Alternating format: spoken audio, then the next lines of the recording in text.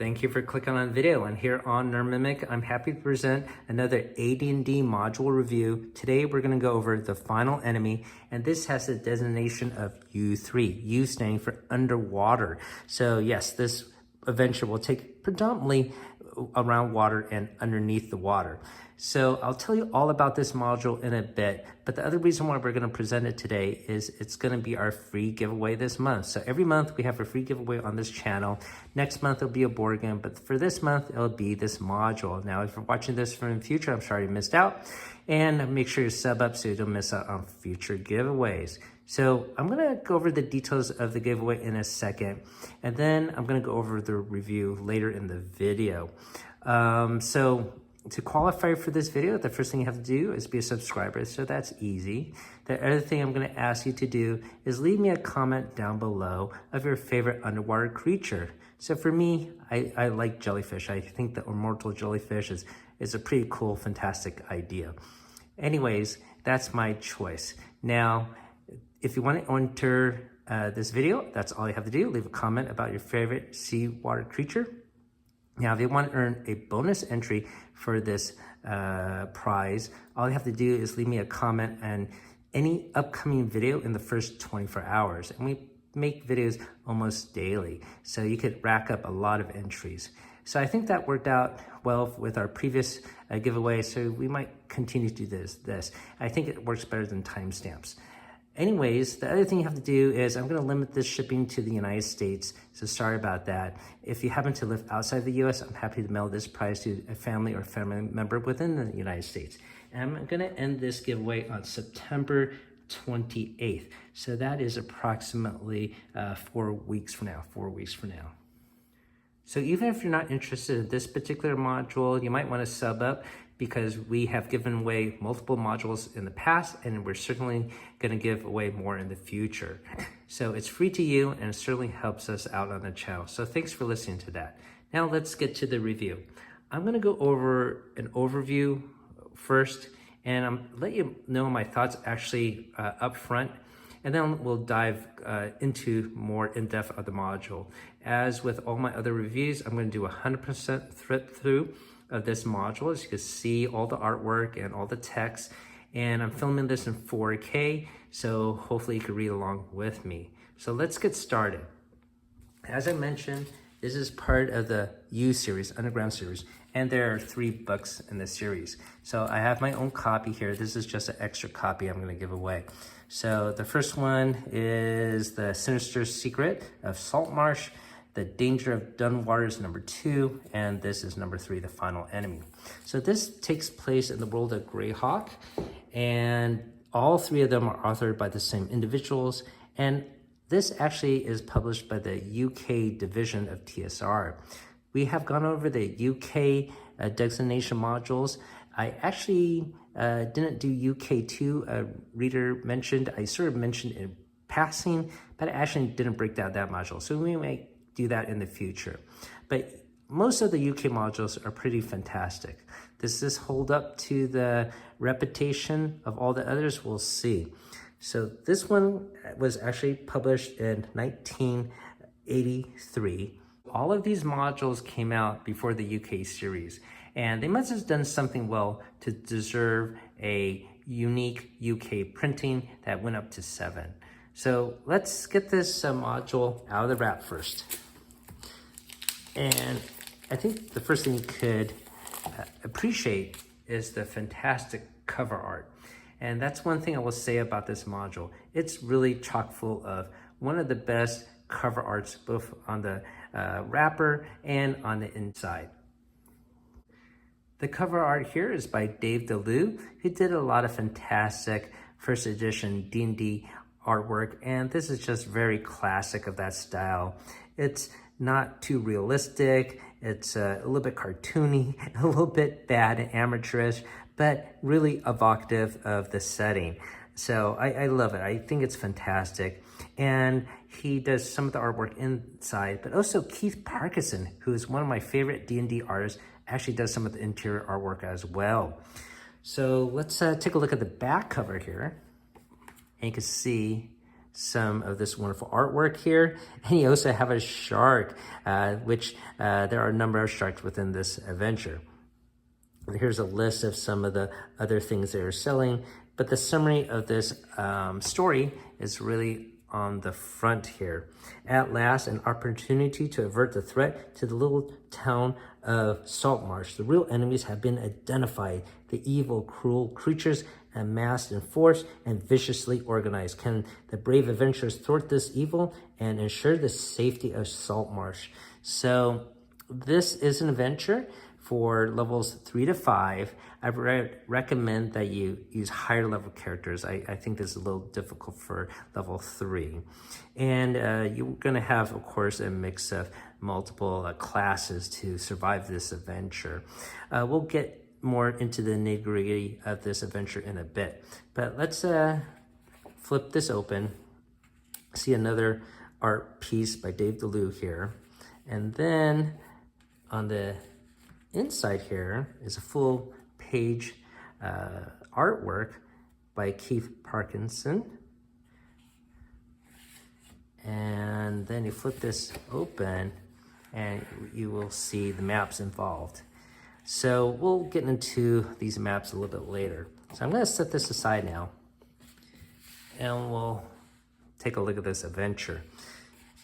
So let's flip it open. And hopefully you could see this. I might have to put something here to hold it open. Let me see if I can weigh down the front page with a different module here. So hopefully that'll make the text a little bit more readable. Okay, so it's going to start off basically with a summary of what happened in the first 2 adventures, because this is a campaign and they're meant to be strung together. However, you don't have to do that, of course. You could run this as a solo adventure. So it gives you a little synopsis of what happened in the first 2. We'll talk about that later when we cover those modules individually later in the month.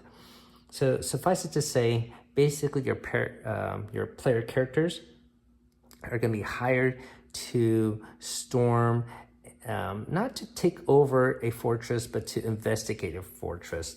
You're trying to obtain information so the surrounding area armies can plan ahead and for this attack that is going to occur by the Sagwan that have taken over a fortress that used to be controlled by the lizardfolk people. So that is the basic synopsis there. This module is pretty lengthy. It is 48 pages, 48 pages long. And the first 14 pages is sort of devoted to just explaining this. I think that is just way too much information that needs to be imparted onto you as a DM. So let's flip to the next one here. It's talking about details on maybe how to do a plot hook for the adventure here. There are variations of what you can do if your player characters killed off all the lizardmen in the preceding adventure and they can't help you on this adventure. So they go over all these different permutations. I don't think that's really necessary. As a DM, I'm sure you could come up with your own synopsis to fill in the plot holes rather than take up all this space. And it just continues here. And this is just talking about the surrounding area that was also in the other modules. I'm wondering, a counter for the marshland, the island to the fortress and where the fortress is, the description of the fortress, and how to institute underwater adventure, explaining the key to the fortress, and here is the actual first description of the location. So this is on page 13. So I'll go over this more in depth, but that's like 13 pages that kind of already been summarized a little bit faster. And you know what? They do. Guess what? It's not even in the front here. if you go all the way to the back of the module, which has all these other maps here, there is, let's see, an appendix, okay? And on this page, this summarizes everything that we just talked about in one neat page. I have no idea why they put this in the back. This really should have been in the front, and that's probably all you really need.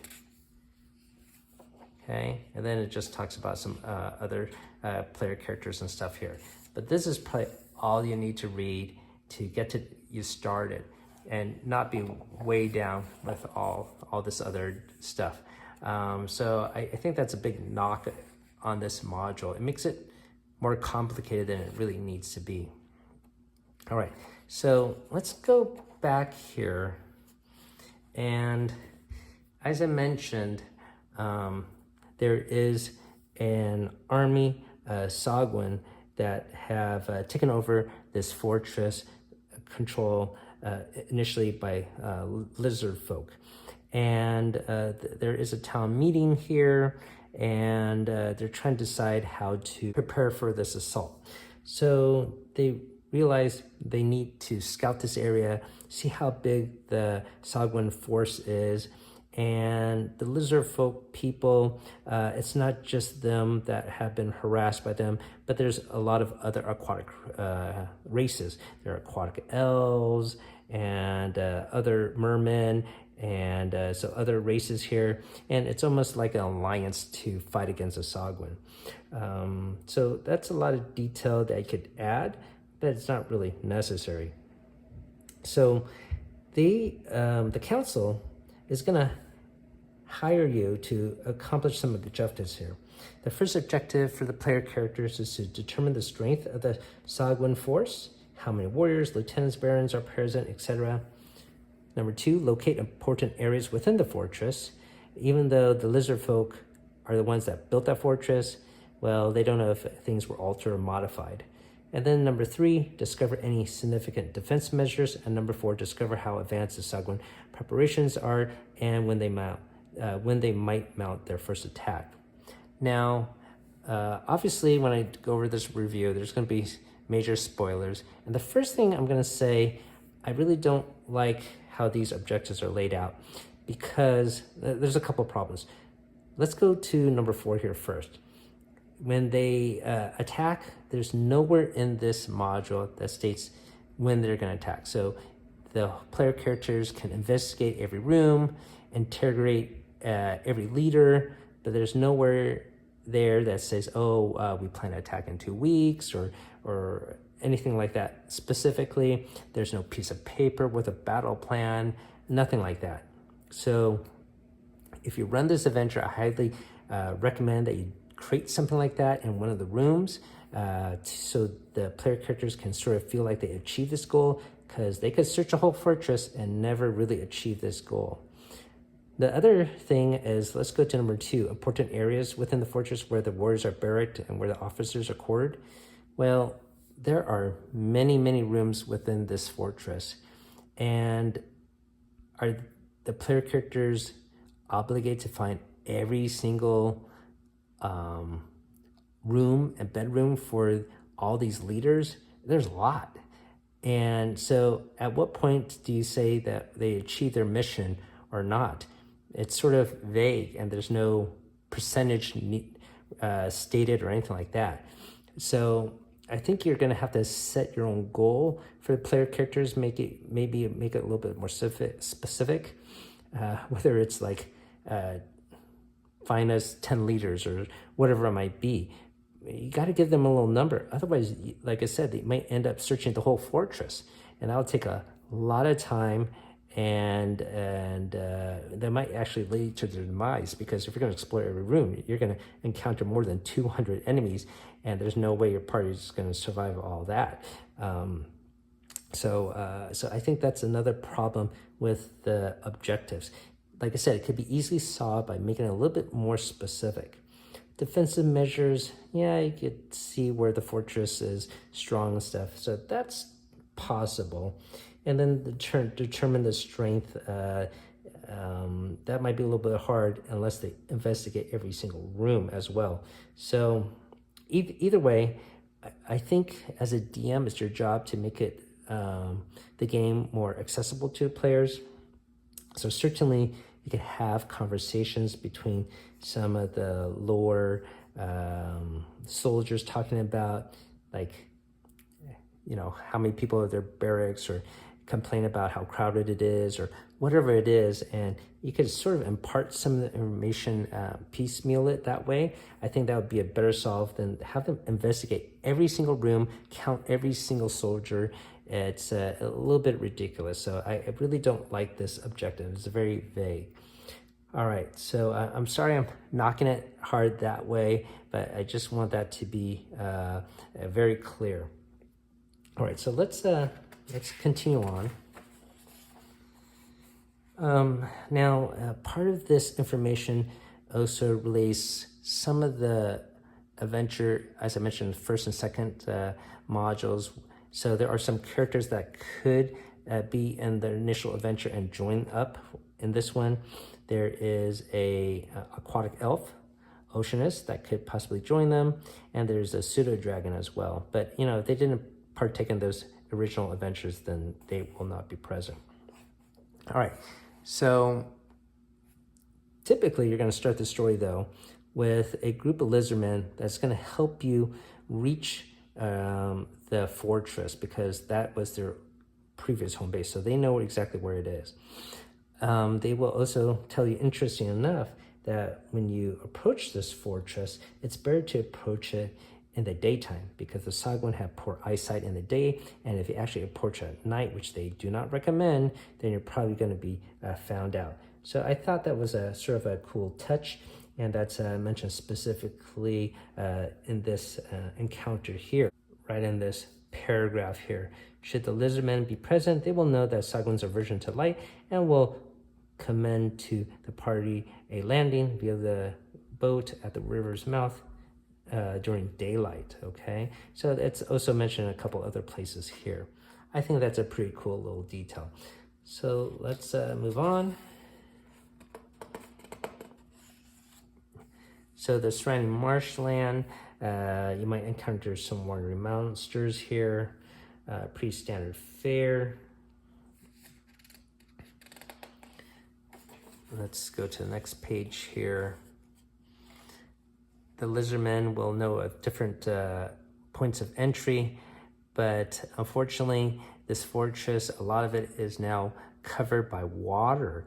So what could have been accessible previously will not be accessible anymore. So there's only a certain way you could go through the top of this area. So to accomplish their goal, the player characters to investigate every room and see how many forces are there and all this other stuff, they will actually have to commence a lot of the adventure underneath the water. So there are workarounds for that. I'll get to that in a bit. But this is mentioning how the fortress will appear underwater. Some standard features. This is talking about the defenses that they can relay to the town council about. Okay. And more specifically, they're talking about underwater venturing and how combat can be handled, breathing. So your player characters may not have sufficient equipment or spells to handle this, especially at their lower level. Even if they have zero ability to handle underwater adventure, there is a secret room with magical treasure that they can find to aid them. So that is the workaround. So let's go on to this fortress encounter table. This is a little different from the marshland. This is sort of cool, where if they encounter one group of warriors or lieutenants, or even a shark here, these wandering creatures are actually from certain specific areas within the fortress. So if they kill them, say in a corridor here, they won't be in the other area. So they're not truly random and wandering. They're sort of set encounters that they can clear out separately of a room. So I like that detail rather than just being purely random. Now, before we talked about each individual location in the fortress itself, let's flip it to the back, and this shows some of the information that the lizard men can give to the player characters. So they could draw that out. Here is also showing the surrounding area. So here is the layer that they're trying to head towards. Okay, you can see a little close-up of that. And another map of the different levels according to the lizardmen. And that's about it. Okay, all right. So let's go now to the specific locations. This is the main entrance above ground, and that is right over here, room 1. Now, there is going to be a gate here. It's going to be pretty sturdy. If your player characters try to bang on it or destroy it, it will definitely alert the warriors nearby. So there are 5 of them. And then this gets to another complaint I have of this module. Not so much about the layout or anything like that, just the formatting. Remember how I showed you that synopsis and 1 page on the back? Well, typically in modules, whether in the past or nowadays, when it mentions what warriors are, usually there's a stat block at the bottom here, but you don't have that. There's no stat block, it just says 5 warriors. And to have the stat blocks necessary, and throughout this entire module, it does the same thing. There's no stat blocks in the actual locations here. You have to refer back to the appendix. So going back to the appendix here, talking about the Sagwin and the occupants. You know, we got the Baron, the Baroness, the chieftains, lieutenants, and the regular warriors, right? So the regular warriors are gonna have to flip to page 41 here and impart this information. Now, I know you're not gonna reprint this in every single location, but certainly just this top line would have been super duper helpful.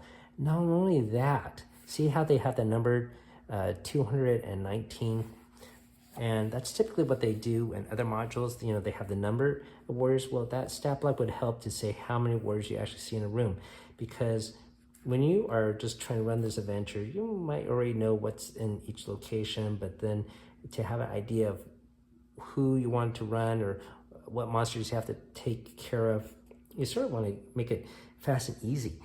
So let's flip to the next page here.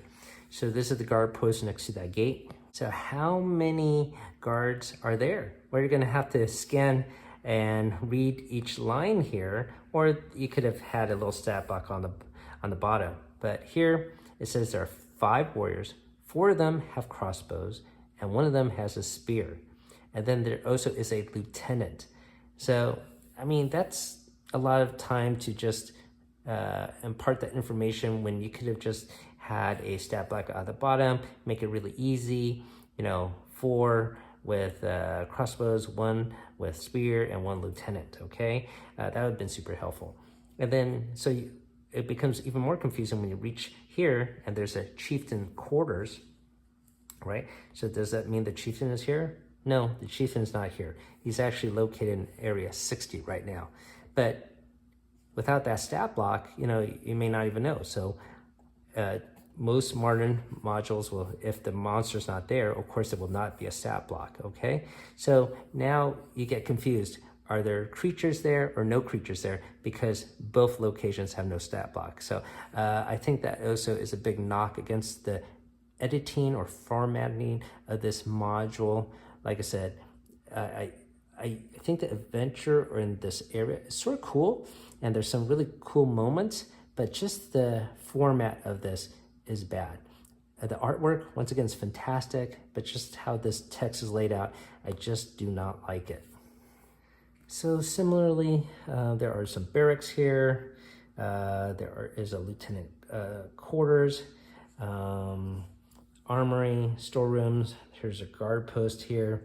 So this location, there are some creatures, but how many? Well, it's right here.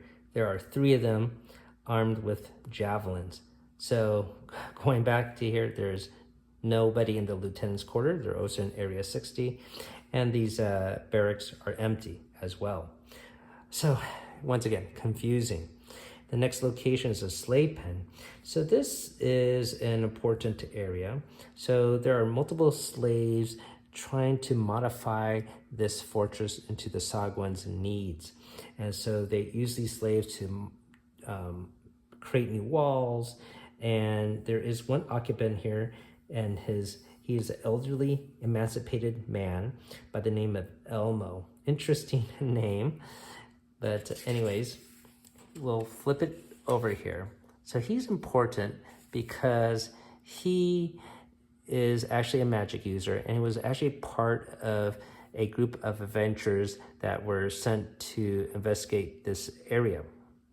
They actually brought along a lot of magical equipment to help them navigate underwater environment. So his equipment and got confiscated, his companions killed off, and he's the only survivor. And so when you encounter him, he's going a little bit mad. However, if you are able to heal him or remove his fear that he has, he will make a little bit more sense. But he's able to impart, hopefully, to your player characters a rough layout of where things are. And more importantly, because he's part of the slave crew, they have him construct a room that he knows is a secret room. And this is where all the magic equipment that confiscated from the adventurers are being held. The other thing that is important about this is he's sort of on his dying breath. He will grab a player character on the arm, and he will shout out, "Remember Metaphor, remember Metaphor," and then immediately fall dead.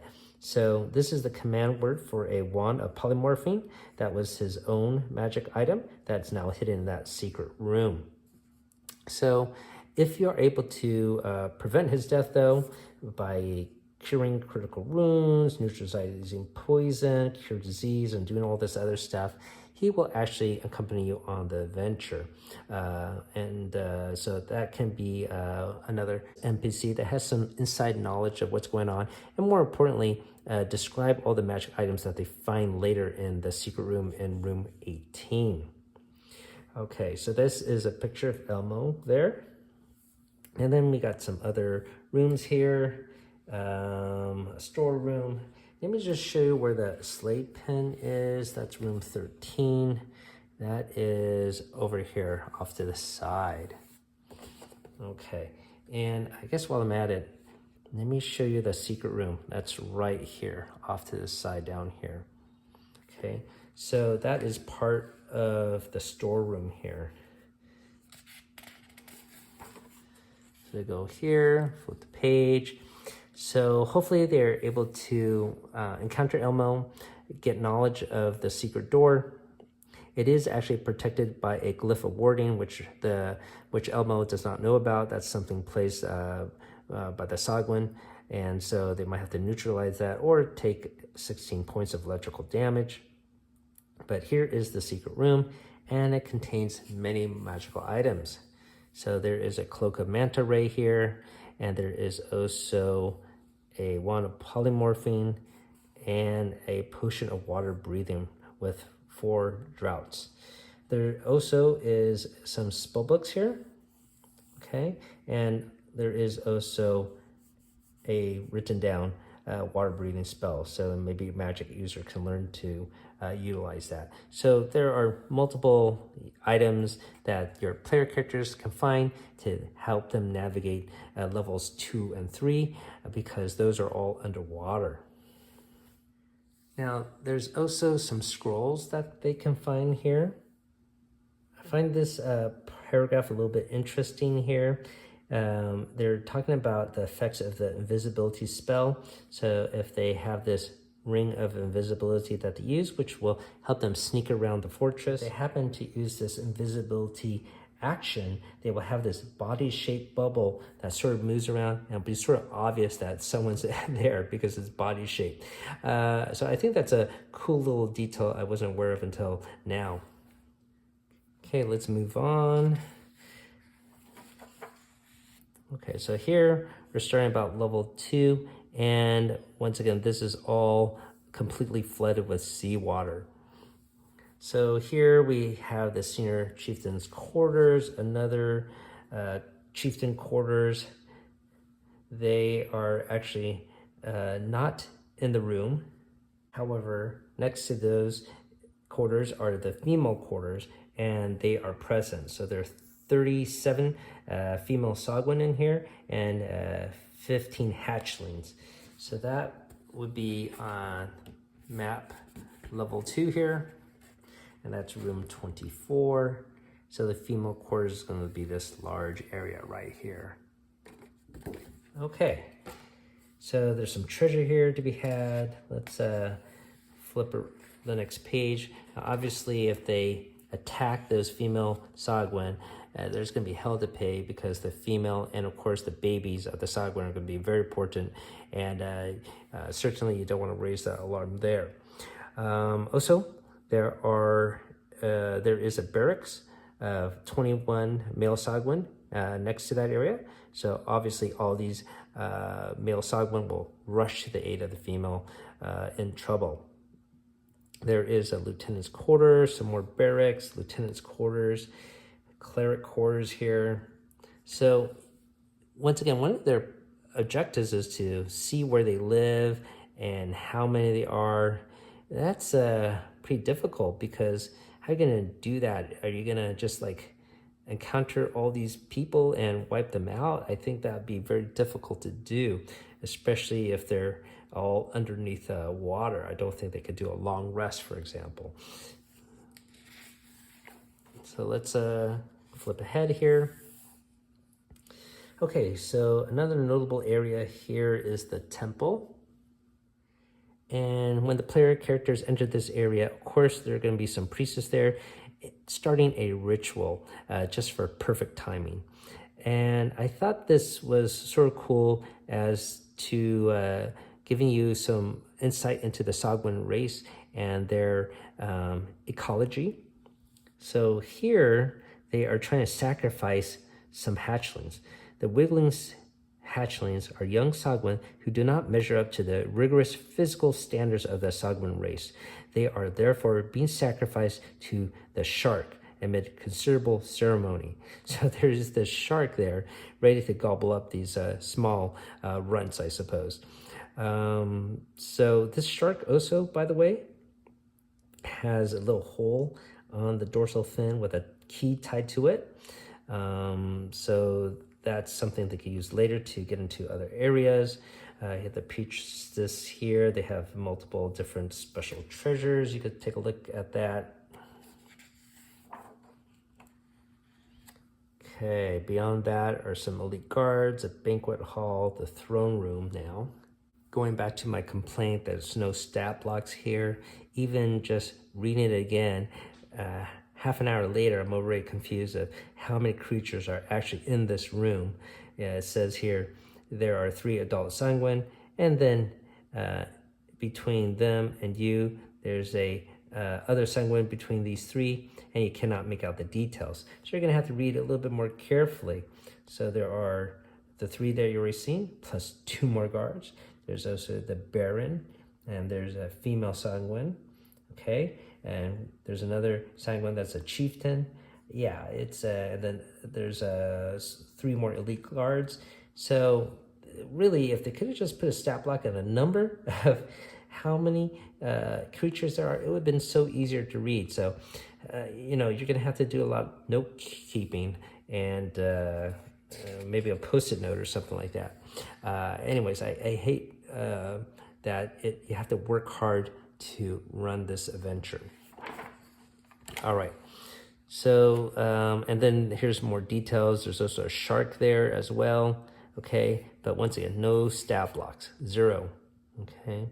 So next to the throne room is the maid's room and the living quarters of the Baroness. Here is the Baroness itself, and she's actually tormenting the maid because she appears to have lost one gold earring, which is in a different room. So here is some of the treasure that the Baroness has. The Baroness sleeping quarters, which also has multiple treasure that you can see here. Okay, and now we get on to level 3. The level 3 is going to have multiple barracks. You've got a lieutenant's quarters, got a torture chamber and a dungeon. There are other NPCs in this region. There is one warrior, Bragas. He has a pet giant eel that he was captured with, and unfortunately his giant eel died. He died in a cell. In this cell, they encountered the dead body of the giant eel who tried to bash his way out of the cell. And this created some openings in the wall so they can, the player characters can use this to sort of explore more further into the region. Let me just show you where this dungeon is, room number 50. All right, this is gonna be over here, okay? And you can see how the eel created a hole in the wall, and so they may be able to enter this other region. Okay, so there's another NPC here. There is a Triton warrior, and he has a sea lion companion that also was captured. The sea lion's in cell B.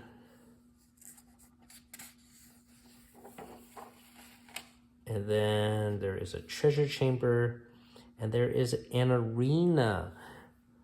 So when all those other creatures were missing, they are partaking in this area and attending this arena where there are combatants fighting for glory, and I guess they're essentially sparring and having fun.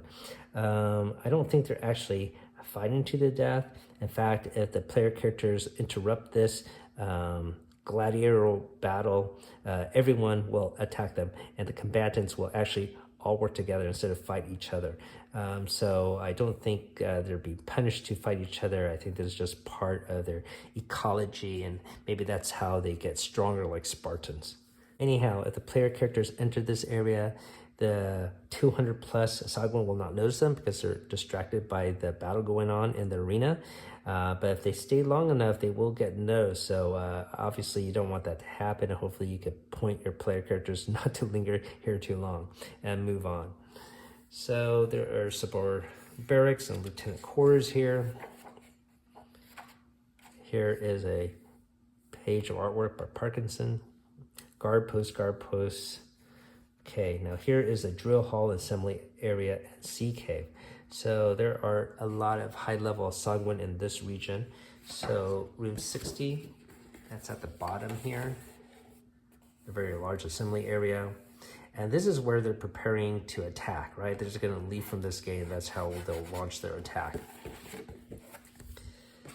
One of their goals of the player characters is to find their attack plan. So maybe, you know, you can see their formations and what they're practicing. It doesn't say necessarily when they're going to attack, but like I said, maybe you could create a little piece of paperwork, or they could talk about it. And over here, the chieftains talk about the war plans. We'll flip to the next page. And there is a adjacent guard room, and that's it. Yeah, sort of an abrupt end, because you are just having the fortress being described in very great detail, as you saw. So let's move on to this concluding notes here. So if the player characters return back to the town council and satisfied that they accomplished their goals, they'll be given a pool of 10,000 gold pieces, and a full-scale assault on the fortress will take place about 2 weeks after the player characters return. Now, interesting enough, the player characters will not take part of this epic battle. It's just that here specifically, they will have no part in this event, but can be reassured of its unqualified success, largely due to the information they're able to glean. So that's sort of weird that you have these adventurers that were so brave enough to infiltrate the fortress, and they don't even want them there to advise them or tell them where to go, just like how you went there and had lizard men help you out. It makes sense to have your player characters go there and partake, and maybe if they couldn't get some treasure in some of the rooms, be able to get some of those treasures. It's a little bit weird. I just don't like how this ends abruptly like that. Now, even if the player characters don't have all the right information, the assault will still take place 2 weeks later. It states here that they will not even be able to permit to be part of the attack. Now that I could understand. If you failed in your mission, maybe they don't want you to be part of the assault anyway. So that part I can stand, but I just don't understand if you're successful, you sort of want to have an epic ending. I don't know, sneaking around in a fortress is an epic end to this 3-module campaign. I think it would be more glorious to just partake in this assault. So certainly, if I ever run this again in the future, I would have my player characters do that. Okay, so that concludes this adventure here. Let me show you some other things here. So here are some of the non-player characters that they might encounter. There's an aquatic elf that they could encounter in a previous adventure. There's a pseudo-dragon, some lizardmen that could help them out. And there's some marines and captains of a boat that was part of the earlier adventure. Okay, here's another full-page artwork by Parkinson. Sort of rare to see multiple full pages of artwork in a module. And then here I showed you earlier is a breakdown of all the Sagwin. They're always led by a baron, and there's a baroness, and all the nitpicky details. So I know they don't want to reprint every single large stat block in the module, but they could have. There's 13 pages that they sort of wasted, and I think they could have filled it out if they wanted to make a larger module by just having these stat blocks. Like I said, just even the first line here would have been super helpful with parentheses, how many monsters of that type in that area. That would have been super duper helpful. All right, so there was a couple of sharks in the module. So here you can see the stats for the sharks here. Multiple other slaves, the sea lion. By the way, I don't know if you're aware, but the sea lion's not like a regular sea lion here on Earth. It's actually half sea lion, half lion. Okay. So this is some stuff about the surrounding area and the rewards. So that's all the treasure that you saw already. This would be helpful. This is not for the player to know, but for the DM to know if they accomplish their goal. So here they break down more specifically about what they're supposed to find out. Know that there are high-level clerics. Know of the barracks, number 27, 29. Adjacent officer quarters. Know of the natural cavern, all these different rooms. But like I said, if you're the player character, how do you know how many to find? It's a little bit nebulous. To discover how they might prepare their attack, it says here, well, they must know that level 1 is dry, level 2 and 3 are submerged, and deduce that the Sagwin will not begin their deprivations of the area until the entire fortress is underwater. So they must infer that the Sagwin themselves cannot have caused the lowering of the seabed and that some stronger power has been involved. So how was that done? So even this explanation for this specific goal, it doesn't even give you a clear answer. Maybe you can imagine, maybe they create a dam and maybe it'll take 2 weeks to complete the dam or whatever it is. But even here, it doesn't say very clearly how the player character can accomplish the goals. I really just don't like that lack of specific detail. All right, so I think that's all I need to say about this module. I guess here are some of the magic items that they can find. Some of the priestesses have a staff of shock. There is a wand of squid here. And there's also something called rapture weed that they will find in certain locations. It's sort of like a drug for the aquatic race, but if land dwellers use it, it can be a little bit too powerful. And then here are some NPCs or player characters that your friends can use if they want to just get into the venture very quickly. And then the maps we already saw. Okay. So that has been a look at the final enemy, UK number 3.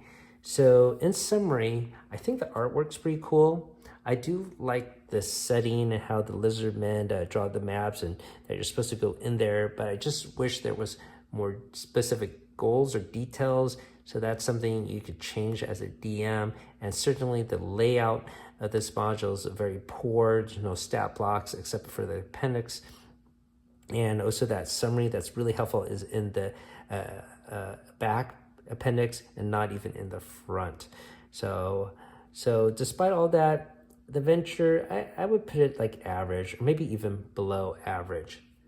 Part of the reason I have this dislike for it is because the UK series came out later, and as you may have heard of my reviews of those modules, sometimes there are a lot of monsters, but they give you little clever clues how to sidetrack the enemy, whether it's tricking them or going a different pathway, or even going through an entire adventure without any combat at all. This does not have any of those clever mechanics.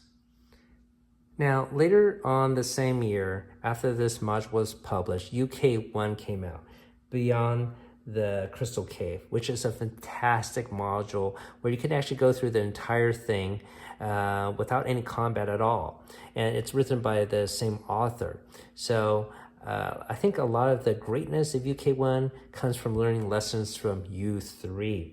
So UK 1 is so fantastic. It has been recently redone for 5th edition as part of the Quest of the Infinite Staircase. So that's something you can check out if you want to get into that adventure now.